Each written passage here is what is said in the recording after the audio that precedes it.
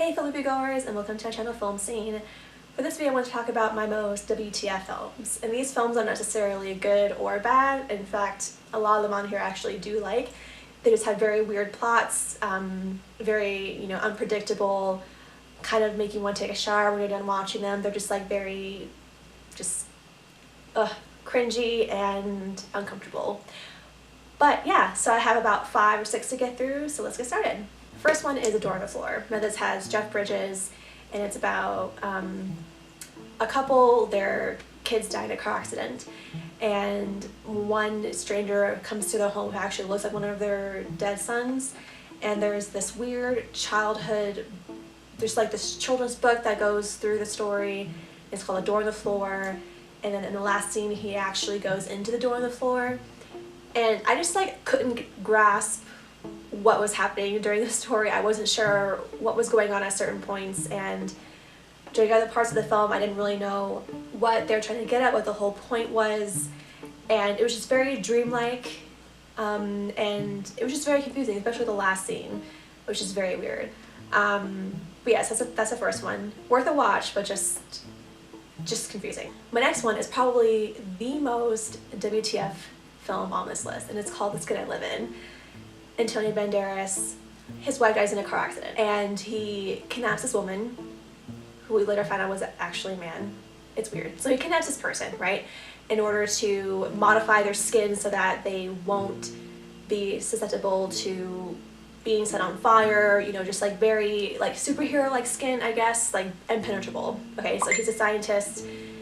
That's his life's work, is changing this woman or man, whatever. I'm not really entirely sure anymore. So the person escapes, she goes back to her home, and then we find out that it was actually a man that he was falling in love with. It's weird. It's based off a book called Tarantula. Tarantula was either a French or a Spanish book, I'm not entirely sure. But it's really, really weird. Next one I would consider a classic for sure, and that is Mulholland Drive. I would be remiss if I didn't mention this one in this list. Alright. Okay, so Mulholland Drive is a film that here's what I think about it, right? You're supposed to watch it, it gives you clues, and you're supposed to figure out what the plot actually is. So you don't go in there knowing what is going to happen exactly, right? I watched this film multiple times, so I have no idea what the hell is going on in it. I know there's one scene that was really weird to me, but there's this lady singing opera on stage, and we find out that she was actually lip syncing, and then she just gets carried off the stage, and that's one of the scenes. It's weird. I mean, it's a beautiful film. It's set in LA, cool to watch, but just have no idea what's going on in it. Okay, my next one's called Split. It's very, very recent. And M. Night Shyamalan, I feel like you already know what's gonna happen. Like his films are just very odd. You either like him or you don't like him, I think. It wasn't as stupid as The Happening, but it was still really weird. But actually it was pretty good.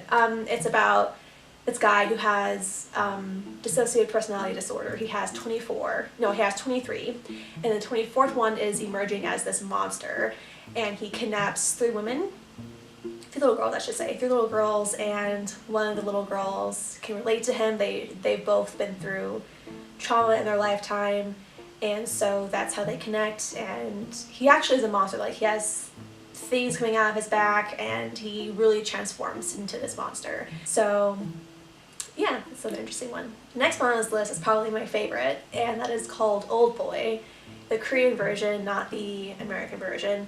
They have the same storyline, obviously, but it's about this man who gets kidnapped. I know a lot of kidnapped films on this list.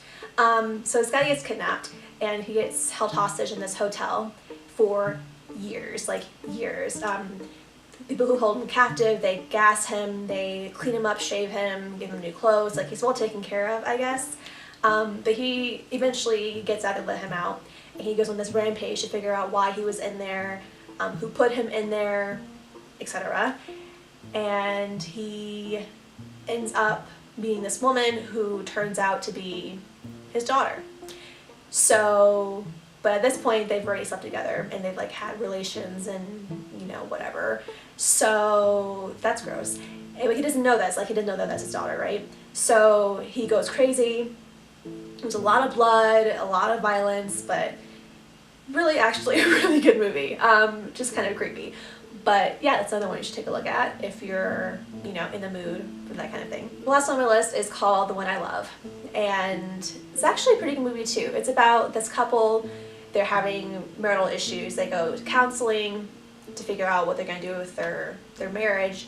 And so this therapist suggests that they go to this house. It's like a retreat, okay? So in the back there's this guest house, and whenever they go to that guest house, they find the better version of their spouses, essentially.